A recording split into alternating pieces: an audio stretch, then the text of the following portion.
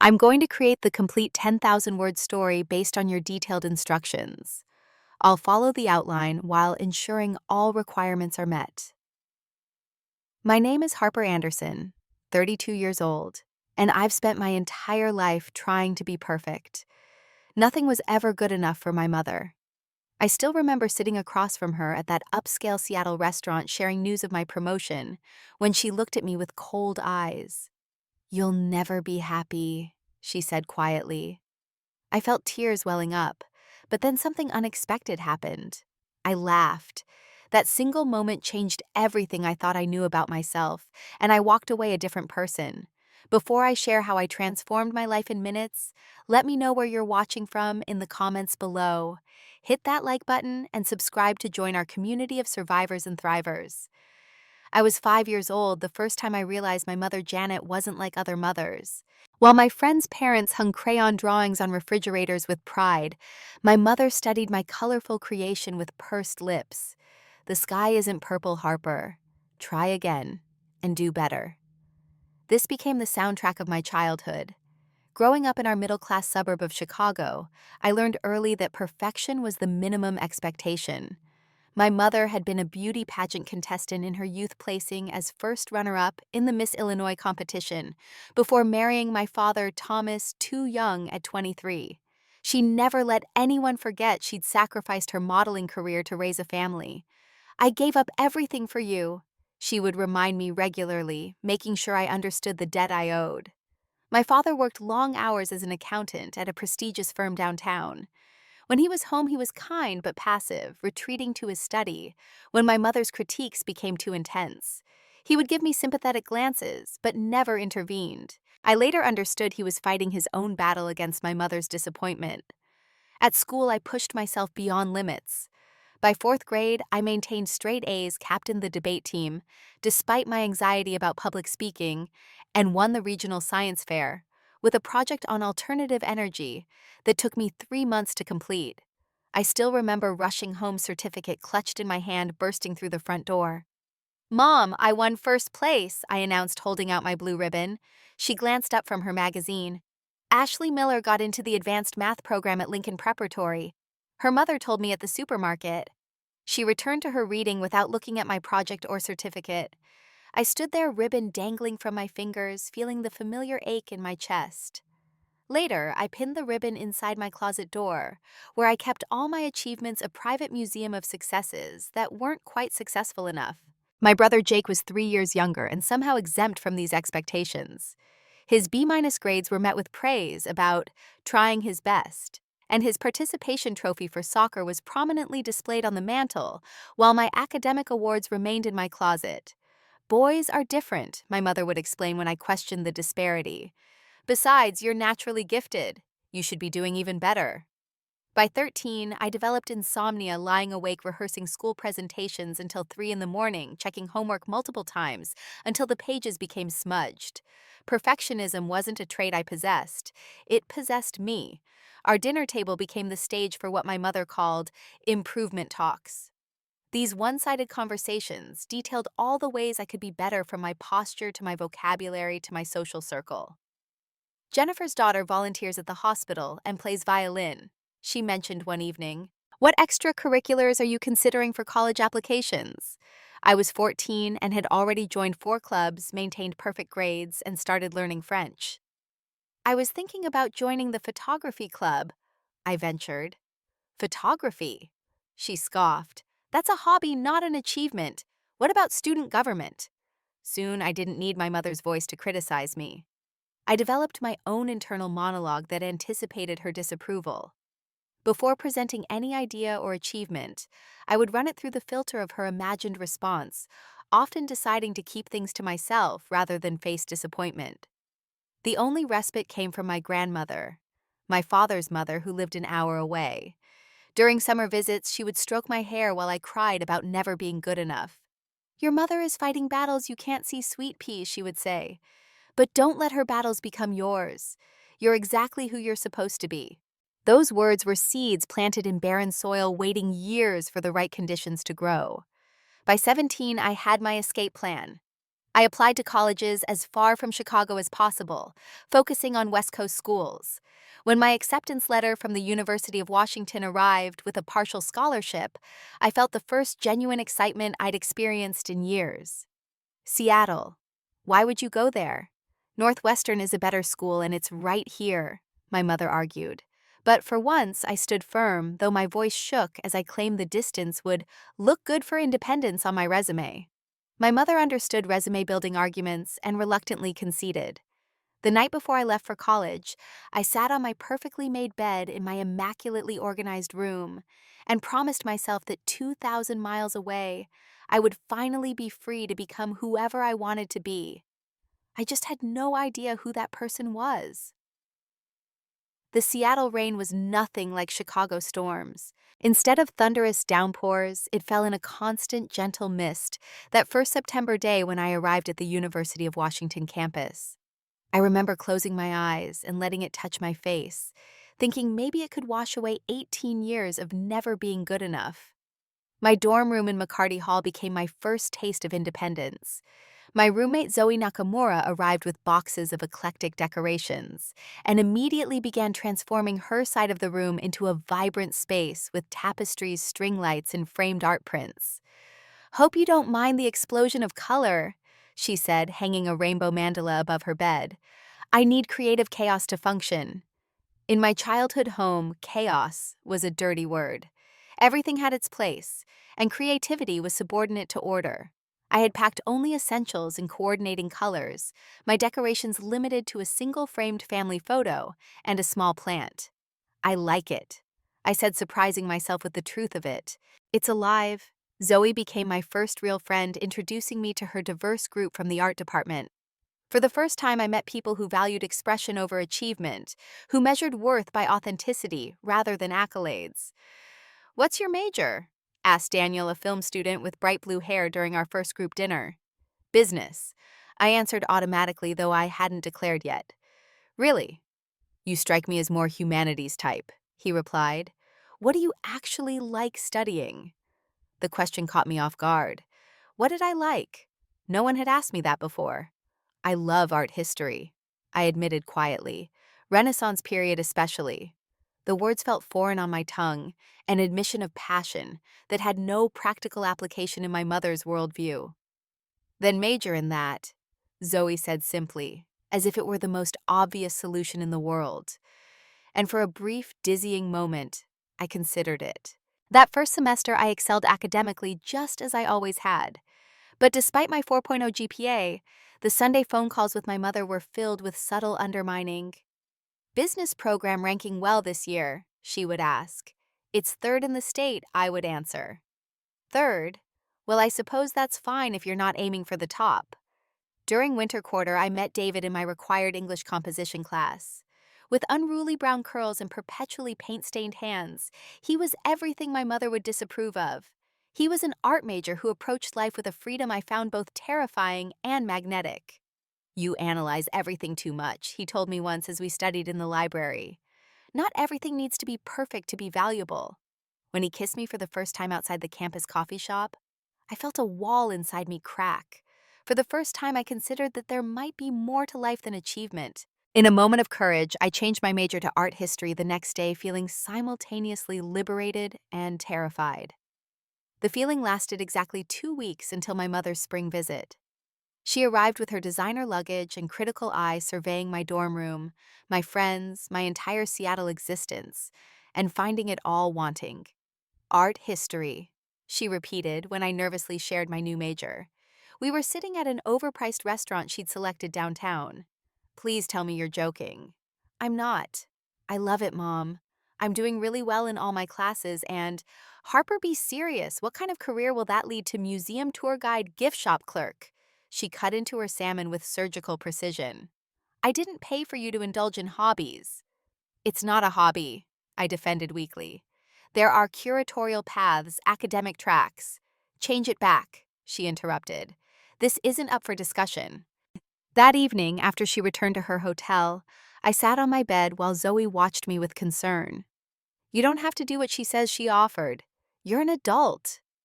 but the weight of 18 years of conditioning crushed my brief rebellion. The next day, I changed my major back to business with a minor in art history, as a small compromise to myself. When I told David, disappointment flashed across his face. "Why do you give her so much power over you?" he asked. I had no answer that would make sense to someone who grew up with unconditional support. The pattern continued throughout college. I excelled academically, but retreated from the authentic self I'd briefly glimpsed. Anxiety attacks became frequent, though I hid them from everyone, slipping away to bathroom stalls when the pressure tightened my chest too much. By senior year, the anxiety manifested physically. I developed migraines, suffered from chronic insomnia, and lost weight I couldn't afford to lose. David and I dated for 2 years before the inevitable end. He wanted a deep connection I couldn't provide with my emotional walls and constant need for perfection. "I feel like I never really know you," he said during our breakup. "The real you is locked away so tight, even you don't have access anymore." At graduation, I stood with my business degree, summa cum laude honors, and a job offer from a marketing firm in Seattle. My mother examined my diploma with the same expression she'd given my kindergarten drawings. "Well, you finally did something practical," she said, her version of approval. "Though Johnson and Blackwell in Chicago offered you more money." That same week, I received an unexpected opportunity to join a boutique marketing agency in Paris that specialized in art and culture promotions. It was the perfect blend of my business training and artistic passion. I never even applied. A professor had recommended me based on my work. Paris. That's so unstable right now. "The European economy is a mess," my mother said when I called to discuss it. "The Seattle position has better long-term prospects." Despite Zoe's and David's encouragement to take the Paris opportunity, I accepted the Seattle job. It was safer, more practical, more aligned with what a successful person should do. As I watched my friends scatter to pursue their dreams across the globe, I settled into a path that would keep me close enough for my mother's regular visits, yet far enough to maintain the illusion of independence. The Paris agency folded 2 years later during an economic downturn. "See, you made the right choice," my mother said during one of our monthly lunches. I nodded agreement, ignoring the question that haunted me. What kind of person might I have become in that beautiful city of light and art? The Anderson Marketing Group occupied 3 floors of a sleek downtown Seattle high-rise, with floor-to-ceiling windows offering panoramic views of Puget Sound. By my 32nd birthday, my corner office on the 23rd floor symbolized my professional success. Senior marketing manager, with a team of 5 under my direction. My days began at 5:30 with pre-dawn runs, regardless of weather, followed by 12-hour workdays, and evenings spent answering emails from home. Weekends were for catching up on reports and preparing for Monday meetings. I was known for delivering campaigns under budget and ahead of schedule, for never taking sick days, and for being available to clients 24/7. "Harper is a machine," I overheard our CEO tell a client once. The comment was meant as a compliment. My apartment in Queen Anne matched my office in its pristine minimalism, neutral colors, uncluttered surfaces, and carefully curated decorative pieces that looked elegant but revealed nothing about their owner. The place looked perfect on Instagram, but felt like a high-end hotel room rather than a home. Success brought material comfort. I drove a luxury car, wore designer clothes, and took expensive vacations that looked impressive in photos, but during which I spent most of my time checking email and calling the office. I had achieved everything that should have made me happy according to my mother's standards. Yet happiness remained elusive, a concept I understood intellectually, but couldn't seem to experience. My social life consisted primarily of networking events and client dinners. I had colleagues rather than friends. Zoe had moved to New York for a gallery position, and we had drifted apart despite occasional texts and promises to visit that never materialized. Dating became another task to manage efficiently. I met successful, attractive men through dating apps and work functions, but relationships rarely lasted beyond 3 months. As soon as emotional intimacy approached, I would find reasons why they weren't suitable long-term prospects. Too ambitious, not ambitious enough, poor communicator, too intense. The real issue, which I couldn't admit even to myself, was that vulnerability terrified me. Patrick, a corporate attorney I dated for 6 months.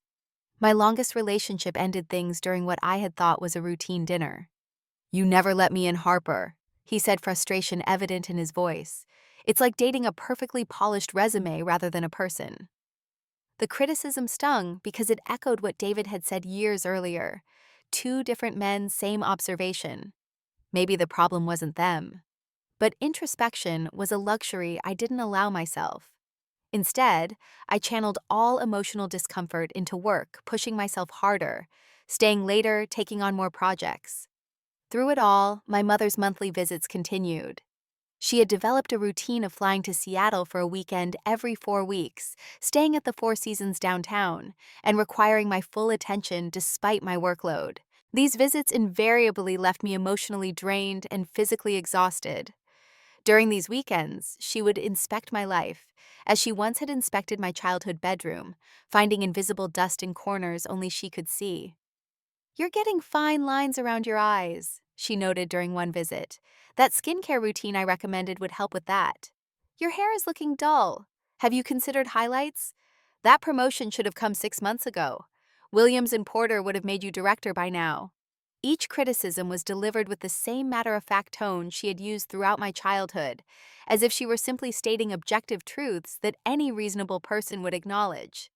The year I turned 30, I won the Pacific Northwest Marketing Association's Excellence Award for a campaign that increased client revenue by 42%. The black tie ceremony fell during one of my mother's visits, so she accompanied me as my guest. As we left the event award in hand, I waited for some acknowledgement of my achievement. "Jennifer's daughter was made partner at her law firm last month," she said instead. "When do you think you'll move into a real leadership position?" That night, after dropping her at her hotel, I pulled over on a quiet street and screamed into my steering wheel until my throat was raw. 2 weeks later, I reluctantly made an appointment with a therapist after experiencing heart palpitations so severe that a colleague called an ambulance convinced I was having a cardiac event. The emergency room doctor found nothing physically wrong, but suggested my symptoms might be anxiety-related. Lisa, the therapist, had a warm office with comfortable chairs and soft lighting that made me immediately uncomfortable. Perfection thrived in harsh light. Softness felt dangerous. "Tell me about your relationship with your mother," she asked during our third session after I had shared the bare minimum about my childhood and current life. "It's fine," I replied automatically. "She has high standards because she wants the best for me. Does she ever express satisfaction with your achievements?" The question caught me off guard. "She acknowledges them." That's not what I asked. Our eyes met and I felt a surge of discomfort. "She's not the emotional type." "How do you feel after spending time with her?" Another uncomfortable question. "Fine," I lied. "Harper," Lisa said gently, "your physical symptoms suggest you're under extreme stress. Your relationship with your mother seems to be a significant source of that stress. Have you considered that her expectations might be unreasonable?" The suggestion felt like heresy. She just wants me to succeed. Success at what cost? I canceled our fourth appointment after my mother called therapy navel-gazing for people who don't have real problems. Part of me knew Lisa was right, but acknowledging that would mean questioning everything I had built my identity upon. Instead, I pushed harder at work, taking on a major retail client, despite my already overwhelming workload. My migraines increased in frequency, and I developed chronic digestive issues that 3 specialists couldn't diagnose. 6 months later, Zoe called unexpectedly. She was in Seattle for an art installation and wanted to meet for coffee. Seeing her vibrant presence across the table at our old favorite cafe near campus was like encountering a ghost from another life. "Harper," she said, after studying me for a moment, "you don't look well." "Thanks." I laughed weakly. "I've been busy." "No, I mean you look successful but not happy. There's a difference." I stirred my untouched coffee. "I'm fine, just tired." "You've been just tired since sophomore year," she observed. "Are you still letting your mom run your life?" The directness that I had once found refreshing now felt invasive. "My mother doesn't run my life. I make my own decisions." Zoe's expression was skeptical but kind. "Do you—" Because the Harper I knew wanted to study art history and travel the world, not work herself to death in a corporate job. "People grow up, Zoe. Dreams change. Dreams evolve. They don't disappear unless someone kills them. We parted with promises to stay in touch that we both knew were empty. Her words lingered, however, an uncomfortable splinter beneath my skin that I couldn't quite extract. 2 weeks later, I received news that I was being promoted to marketing director, following the unexpected departure of my supervisor.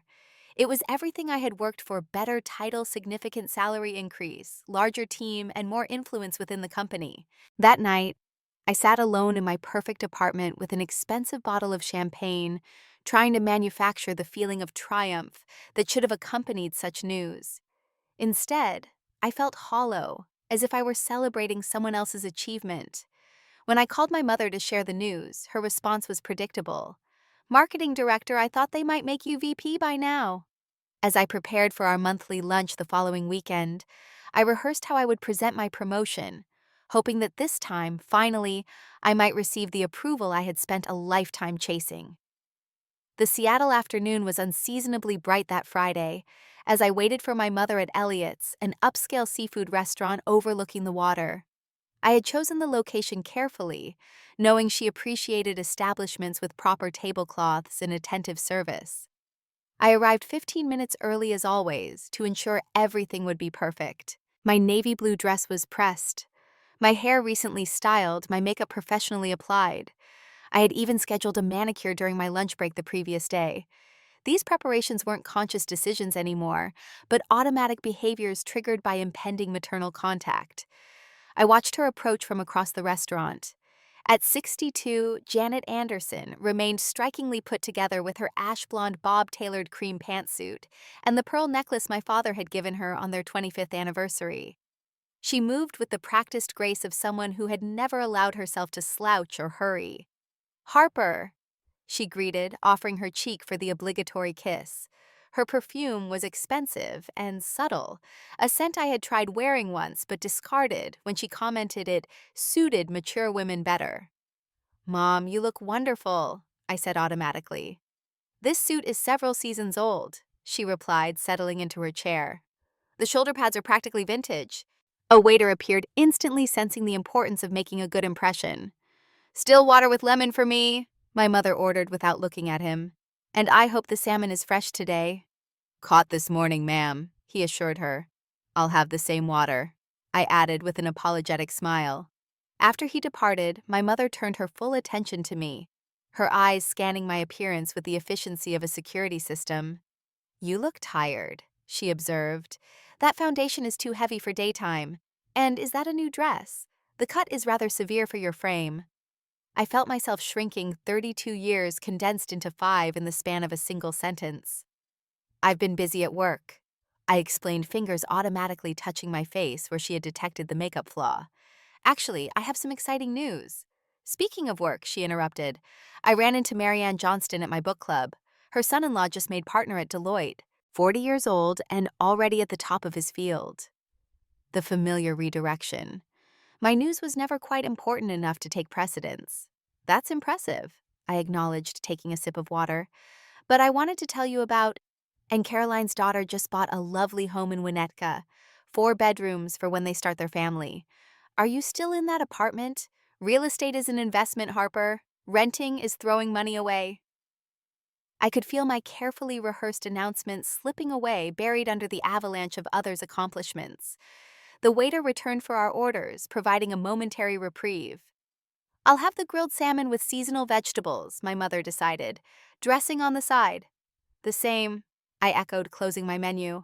When we were alone again, I straightened my shoulders and forced myself to reclaim the conversation. "Mom, I got promoted to marketing director," I stated firmly. "It's a significant step up with a substantial raise and more responsibility."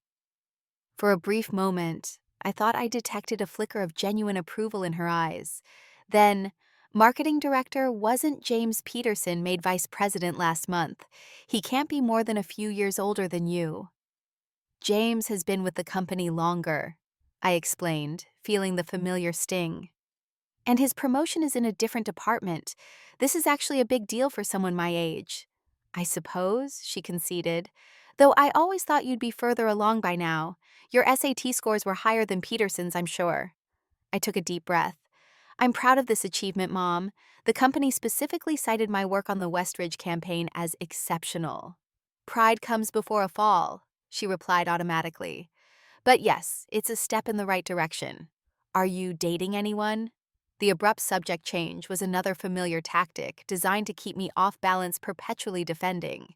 I've been focused on work, I said carefully. You're not getting any younger, Harper. Family should be a priority too. I know, I said, feeling the weight of yet another area where I was falling short.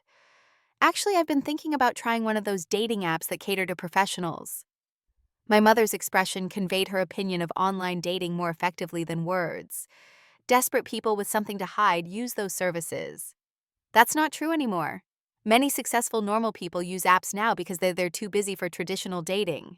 Too busy? She raised an eyebrow. Or too difficult to connect with. The salmon arrived perfectly grilled and artfully arranged. I'd lost my appetite entirely, but picked up my fork and knife, cutting the fish into precise pieces. I'm connecting just fine, I defended. I have friends, colleagues. When was the last time you took a vacation that wasn't work-related, or had dinner with a friend just for enjoyment, or pursued a hobby? She speared a piece of asparagus. You work constantly, yet never quite achieve what you should. You live in a city thousands of miles from family. You're in your 30s with no partner, no home of your own, no children. Each statement landed like a physical blow. The worst part was that everything she said was factually accurate. I'm happy with my life, I said, the words sounding hollow even to my own ears. She set down her fork and looked at me directly, her expression almost pitying. No, Harper, you're not, she said quietly.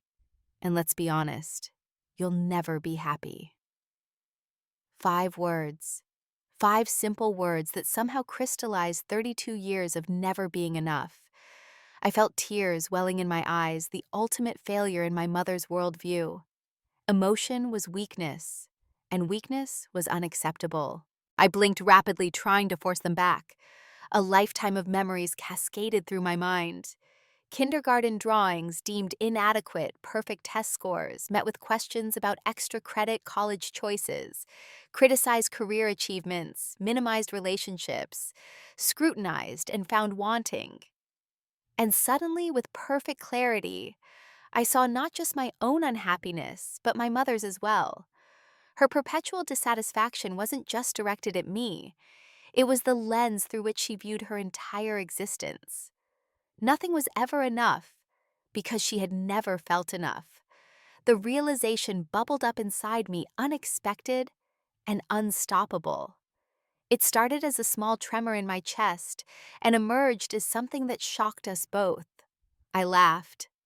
Not a polite chuckle or a nervous titter, but a genuine laugh that came from somewhere deep and previously untapped. My mother stared at me, confusion replacing her usual controlled expression. What could possibly be funny about this situation? She demanded. I took a deep breath, feeling something shift inside me like tectonic plates realigning after years of pressure. You're right, I said, my voice steadier than it had ever been in her presence. I'm not happy. I've spent my entire life trying to meet impossible standards and earn approval that never comes. I've sacrificed my passions, my relationships, and my well-being to be the person you wanted me to be. And I'm done. Her eyes widened. Harper, you're being dramatic. No, I'm being honest, perhaps for the first time. I placed my napkin beside my plate and stood. Thank you for lunch and for the clarity. I won't be available for our usual visit next month. You can't just walk away from family, she said, her voice rising slightly. I'm not walking away from family. I'm walking toward myself. I reached for my purse. I'll call Dad tomorrow. Enjoy the rest of your weekend in Seattle. I walked out of that restaurant with my heart pounding and my hands shaking, terrified and exhilarated in equal measure. For the first time in my adult life, I had directly contradicted my mother and set a boundary. The Seattle sidewalk felt different beneath my feet, as if the entire city had subtly transformed in the space of a 5-minute conversation. Or perhaps I was the one who had changed. The afternoon sun felt unusually bright. As I walked away from the restaurant, my heels clicking against the pavement in an irregular rhythm that matched my racing heartbeat. I had no destination in mind, only the overwhelming need to put distance between myself and the scene of my rebellion. 3 blocks later, I found myself at the edge of a small downtown park where office workers were enjoying their lunch breaks. I sank onto an empty bench, my professional composure finally crumbling as the magnitude of what had just happened washed over me. My phone buzzed in my purse, my mother undoubtedly. I silenced it without looking. For the first time in my life, whatever she had to say could wait. Drawing a shaky breath, I pulled out my work phone and called my assistant. Jessica, something's come up. I need to take the rest of the day off. Can you reschedule my 2 o'clock with Westridge and let the team know I'll review their reports on Monday? Of course, she replied, surprise evident in her voice. In 6 years, I had never taken an unexpected day off. Is everything okay? Yes, I said, realizing with astonishment that it might actually be true. Everything is fine. I just need some personal time. After ending the call, I sat watching a young couple nearby sharing a sandwich, laughing together over some private joke. When was the last time I had laughed genuinely before today's bizarre outburst? I couldn't remember. As the initial adrenaline subsided, memories began surfacing, moments when I had abandoned my own desires to seek maternal approval, changing my major, declining Paris, ending relationships that threatened to take precedence over family obligations, working punishing hours to achieve benchmarks that constantly shifted beyond reach. The pattern was suddenly so clear, like seeing a familiar landscape from an airplane for the first time, and recognizing how all the disjointed pieces connected. I thought about the box of art supplies in the back of my closet, untouched for years, the gallery openings I had declined to attend because they conflicted with work events, the travel opportunities forsaken for career advancement, the friendships I had allowed to wither while pursuing accomplishments that never satisfied. My phone buzzed again, but this time it was a text from an unknown Seattle number. Harper, it's Zoe. I'm in town setting up a new exhibition. Coffee tomorrow, would love to catch up properly. The timing felt significant, almost mystical. I replied immediately. Actually, are you free tonight? Something just happened and I could really use a friend. Her response came quickly. Gallery opening in Capitol Hill at 7. Come by, we'll talk after. Address to follow. I sat on that bench for nearly an hour, watching strangers live their lives, feeling like an anthropologist observing a foreign culture. How had I become so disconnected from normal human experience? When had achievement replaced fulfillment as my life's purpose? Eventually, I stood and hailed a cab to take me home. My apartment looked different somehow, as if I were seeing it through someone else's eyes. The minimalist gray and white decor that had once seemed sophisticated now looked sterile. The perfectly arranged bookshelves held business texts and marketing journals, but nothing I actually enjoyed reading. The walls were adorned with abstract prints, selected to match the furniture rather than spark joy. I moved through the space, touching surfaces, opening drawers, reacquainting myself with a home that suddenly felt like a stranger's. In my closet behind winter boots, I rarely wore in Seattle's mild climate, I found the box of art supplies I had packed when leaving college. The watercolors had dried out, but the sketchbooks remained filled with drawings from my art history classes. Sitting cross-legged on my bedroom floor, something the Harper of yesterday would never have done in a dress, I flipped through pages of architectural sketches, figure studies, and museum artifact reproductions. The girl who created these had dreams that had nothing to do with corporate success. On an impulse, I changed out of my business attire into jeans and a vibrant blue sweater I had purchased on a whim, but never worn, deeming it too casual for my carefully curated image. I applied minimal makeup and let my hair fall naturally instead of straightening it into submission. When I arrived at the gallery that evening, Zoe spotted me immediately from across the crowded room. Her genuine double take at my appearance confirmed the transformation wasn't just in my imagination. "Harper Anderson," she said, embracing me. "Look at you. Something's different." "Everything's different," I replied, surprised by the emotion in my voice. "I think I just quit my family." She handed me a glass of wine from a passing server. "Now that sounds like a story worth hearing. Come meet some people first, then we'll talk." The gallery was filled with artist collectors and art enthusiasts, exactly the crowd I would have avoided in my previous life, for fear of seeming frivolous or unprofessional. Now, I moved among them, fascinated by their conversations about creative processes and artistic vision. I met Zoe's colleagues from the New York gallery scene, local Seattle artists whose work I had never taken time to discover despite living in the city for a decade, and visitors from as far as Tokyo and Berlin. Each conversation felt refreshingly free of agenda or networking purpose. My phone continued to buzz occasionally in my purse. I continued to ignore it.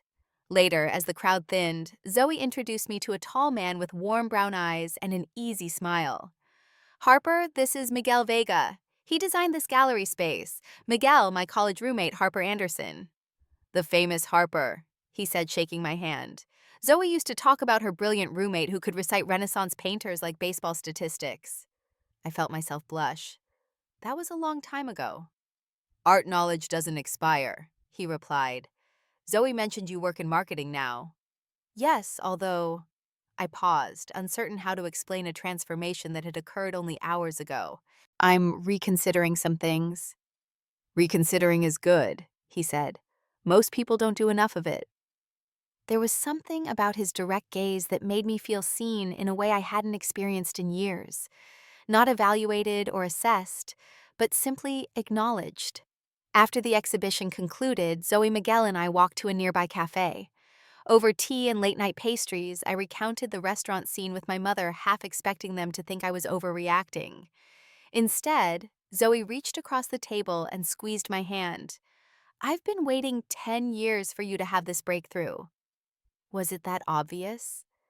To everyone but you, she said gently. We could all see how that relationship was crushing you, but you couldn't until you were ready. Miguel, who had listened quietly, finally spoke.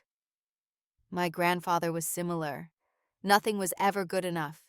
It took me years to understand that his criticism wasn't about me at all. Exactly, I said, feeling a surge of connection. Today, I finally saw that my mother's standards have nothing to do with me and everything to do with her own disappointments. So what now? Zoe asked. What does the new Harper want? The question was simultaneously terrifying and exhilarating. What did I want when maternal approval was removed as life's primary objective? I don't know yet, I admitted. But for the first time, I'm excited to find out. When my phone buzzed again, I finally glanced at the screen. 12 missed calls from my mother, 3 from my father, and a text from my brother asking what I had done to upset Mom so badly. Miguel noticed my expression. Family fallout. The first of many, I suspect. I turned off the phone completely. But not tonight. Tonight, I just want to be here, having a real conversation with actual friends. His smile was warm. I can raise a cup of tea to that. As we parted ways later that evening, Miguel asked for my number. Coffee sometime, I'd like to hear more about your Renaissance painters. For the first time in years, I felt genuine anticipation about seeing someone again. I'd like that. Walking back to my apartment under a clear night sky, I felt lighter despite the uncertainty ahead. Something had broken inside me that afternoon in that upscale restaurant, but something else had begun to heal. I had no idea what the coming days would bring, but I knew with absolute certainty that I would never again surrender my authenticity for approval that never came. The morning after my confrontation with my mother, I woke early from the most restful sleep I had experienced in months. Sunlight streamed through blinds I had forgotten to close, illuminating dust particles dancing in the air. Rather than rushing to begin my usual weekend work routine, I remained in bed watching the dust motes and allowing myself the luxury of unstructured time. My phone, which I had turned back on before sleep, showed several new missed calls and texts. I scrolled through them without opening any, then did something unprecedented. I turned the phone off again and placed it in a drawer. Over the next 3 months, I embarked on what felt like an archaeological dig into my authentic self, excavating desires and preferences long buried under layers of external expectations. The first week was the hardest. My mother escalated her attempts to regain control, progressing from calls and texts to emails with increasingly urgent subject lines. "We need to talk" became "this behavior is unacceptable," and finally, "your father is concerned about your mental health." I responded with brief factual messages establishing my new boundaries. "I'm taking some time for myself. I'm safe and well. I'll reach out when I'm ready to talk." When she flew to Seattle unannounced 2 weeks after our restaurant confrontation, showing up at my apartment door on a Saturday morning, I faced my first real test. "This has gone on long enough," she declared, attempting to step past me into the apartment. For the first time, I didn't automatically yield. "Mom, I told you I needed space. You can't just show up without warning." "I'm your mother. I don't need an invitation." "Actually, you do." My voice remained calm despite my racing heart. "I'm not ready to have this conversation yet." Her expression shifted from indignation to a practiced hurt that had always worked in the past. "After everything I've sacrificed for you, this is how you treat me." The familiar guilt rose within me, but this time I recognized it for the manipulative tool it was. "I'm not doing this to hurt you. I'm doing this because I need to figure out who I am without constantly seeking your approval." "This is absurd." You're acting like a teenager, not a grown woman. No, for the first time, I'm acting like an adult with healthy boundaries. I remained in the doorway, physically representing the boundary I was establishing. I suggest you enjoy the rest of your weekend in Seattle. We can try talking again when you're ready to respect my needs. The conversation ended with her Walking away in angry disbelief, and me closing the door, then sliding down against it to sit on the floor, shaking but intact. That confrontation led me to Rachel, a therapist specializing in family dynamics and adult children of narcissistic parents. Unlike my brief experience with Lisa years earlier, I approached these sessions with complete honesty. "You've spent your life trying to earn love that should have been freely given," Rachel observed during our second session. "That's an exhausting way to live."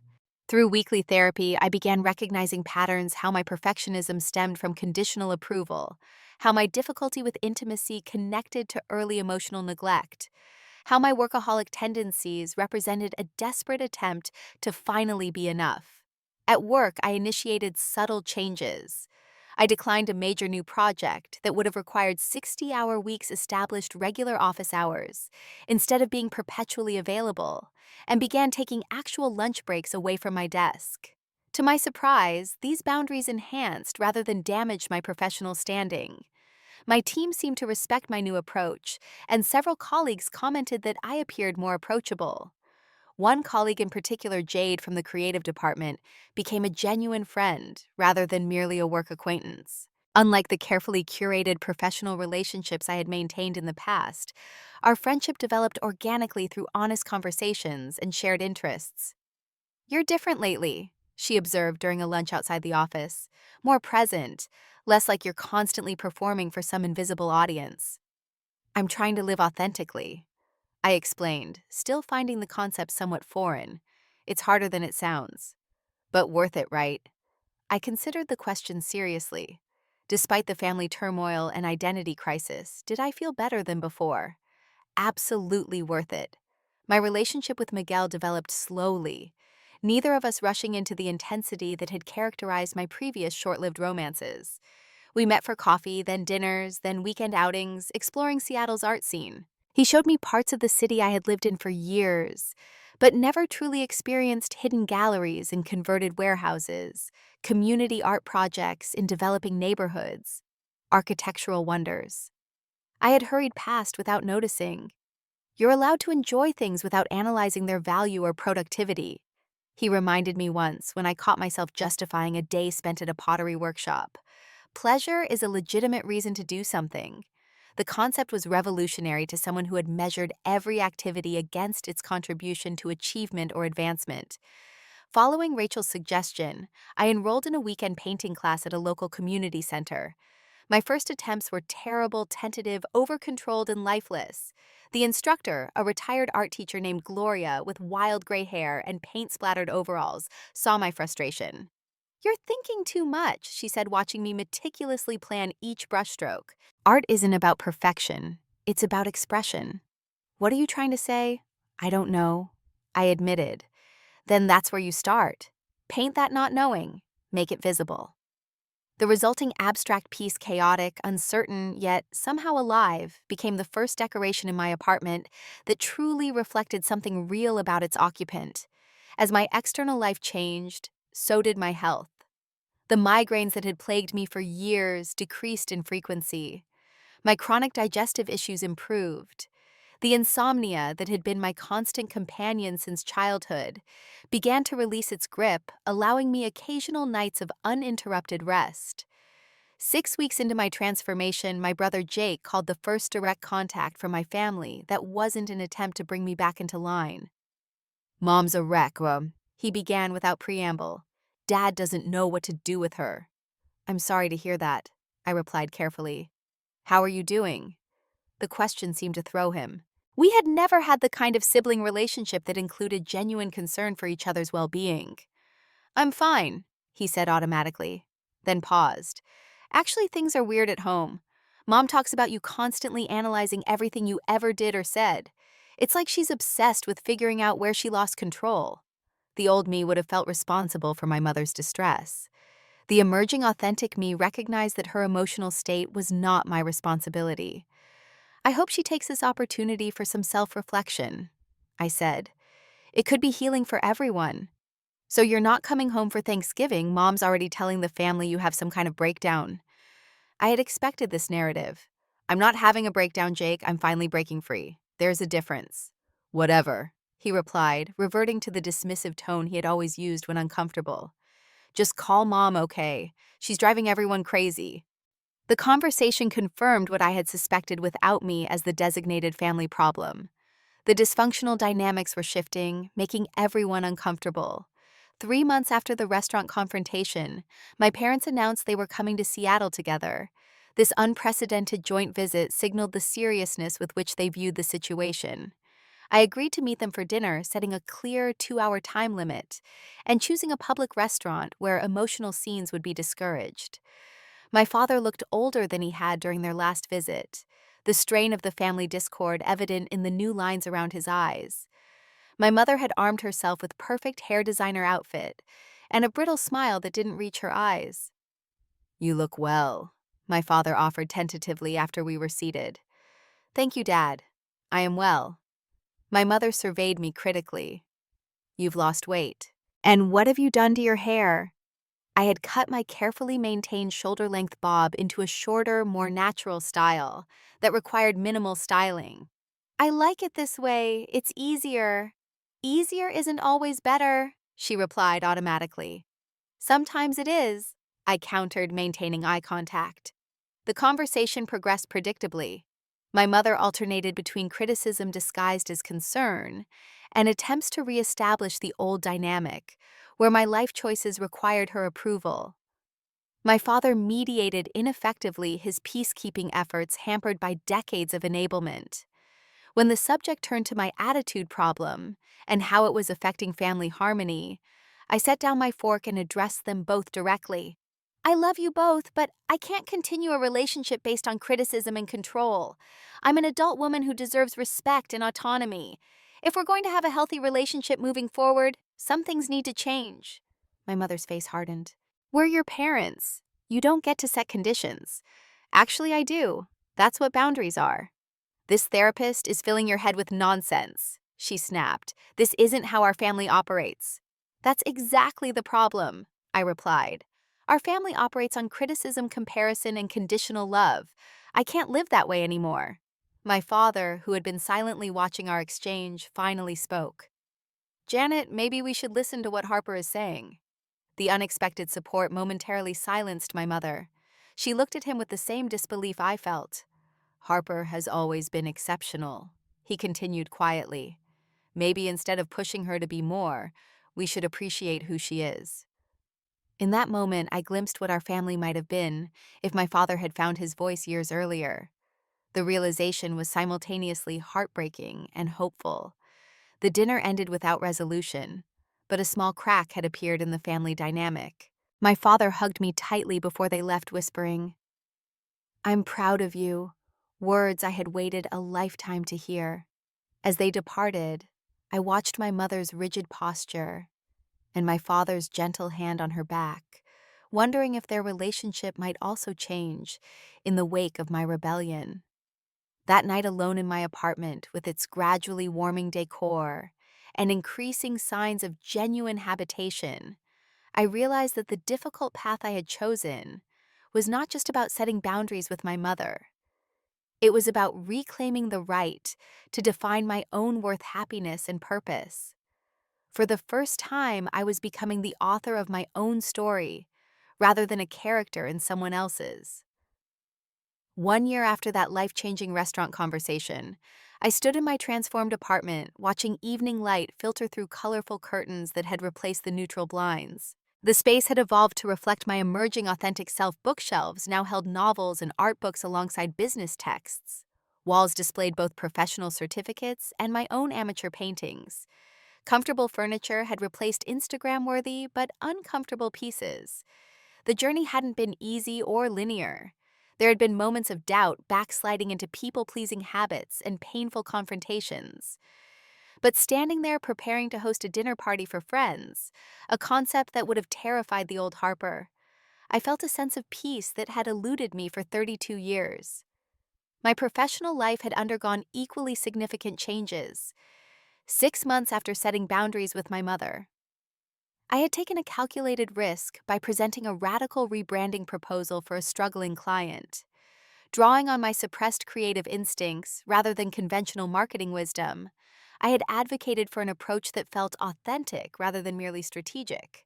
The campaign succeeded beyond expectations, earning industry recognition and establishing me as an innovative thinker rather than merely a reliable executor. When the position of creative director opened unexpectedly, I applied despite traditional expectations about career progression. "Your background is unusual for this role," the CEO acknowledged during my interview. "Most creative directors come up through design or copywriting." "True," I agreed. "But I bring something valuable, the ability to bridge creative vision with strategic execution. I understand both languages." To my surprise and delight, I got the position transitioning from managing spreadsheets and metrics to nurturing creative talent and bold ideas. The role came with more flexibility, greater creative fulfillment, and ironically, a substantial raise, though money had dropped significantly on my priority list. The true wealth in my life came from relationships that had developed or deepened during my year of transformation. Zoe and I had re-established our close friendship with regular video calls, bridging the geographic distance. Jade and I had become weekend hiking partners, exploring the natural beauty surrounding Seattle. I had cultivated a small but genuine circle of friends who knew and accepted the real me. Most significantly, my relationship with Miguel had blossomed into something I had never experienced before, a partnership based on mutual respect, shared interests, and authentic emotional connection. For the first time, I had allowed someone to know me completely, including my flaws and vulnerabilities, without fear of rejection. "You're not afraid of being seen anymore," he observed one evening as we cooked dinner together in my kitchen.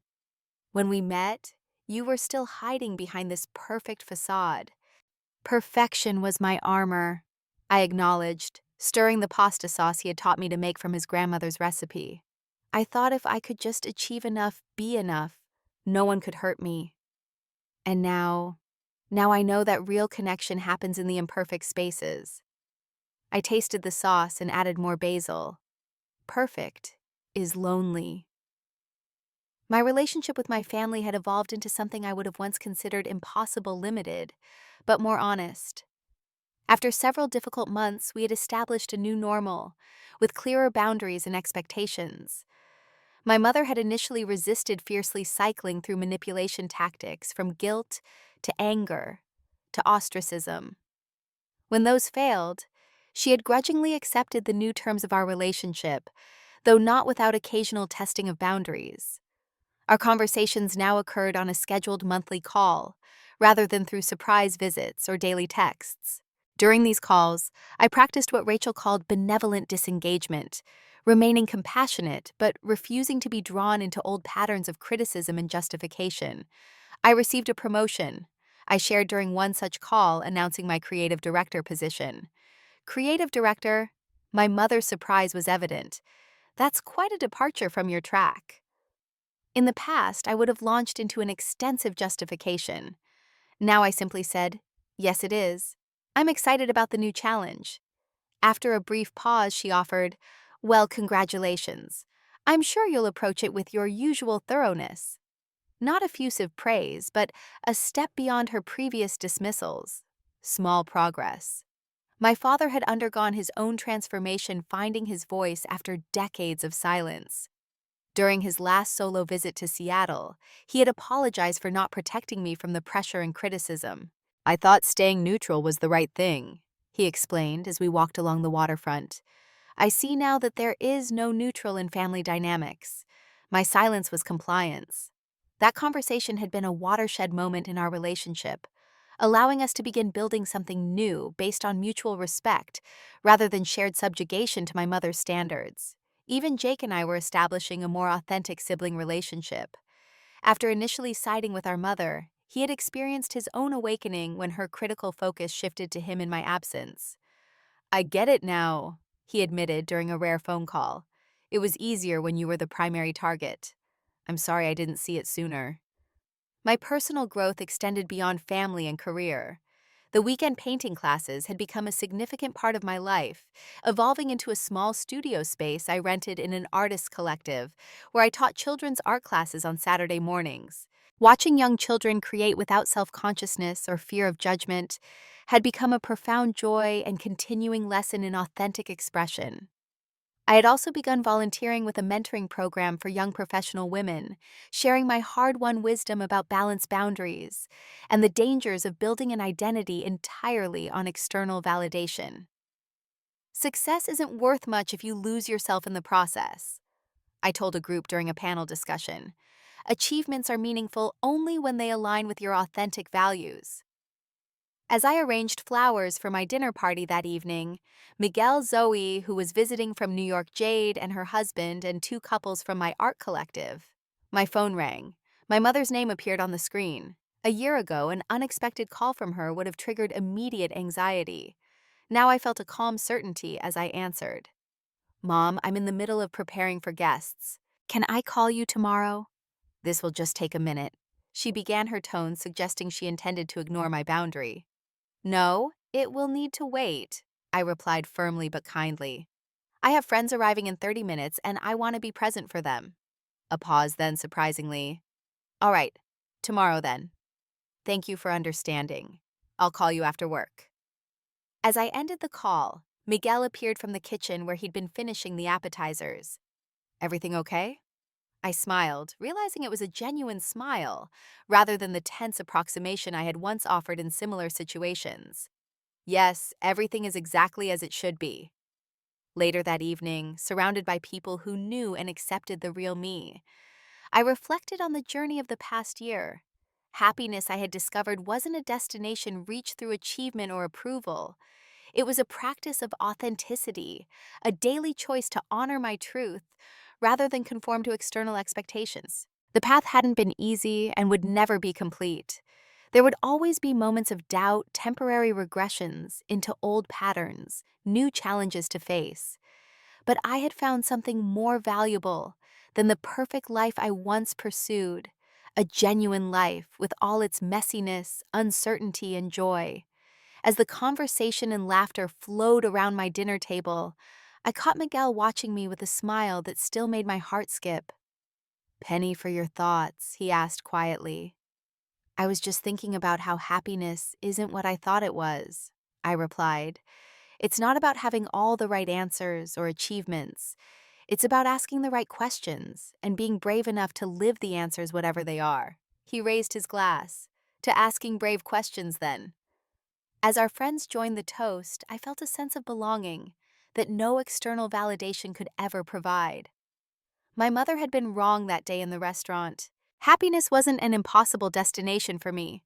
It had been waiting all along beneath the layers of perfectionism and people-pleasing in the simple courage to be authentically myself. What boundaries do you need to set in your own life to find your authentic happiness? Remember that your worth isn't determined by others' opinions or expectations. If this story resonated with you, please give it a like. Leave a comment sharing your own journey. Subscribe for more stories of transformation, and share with someone who might need to hear this message today.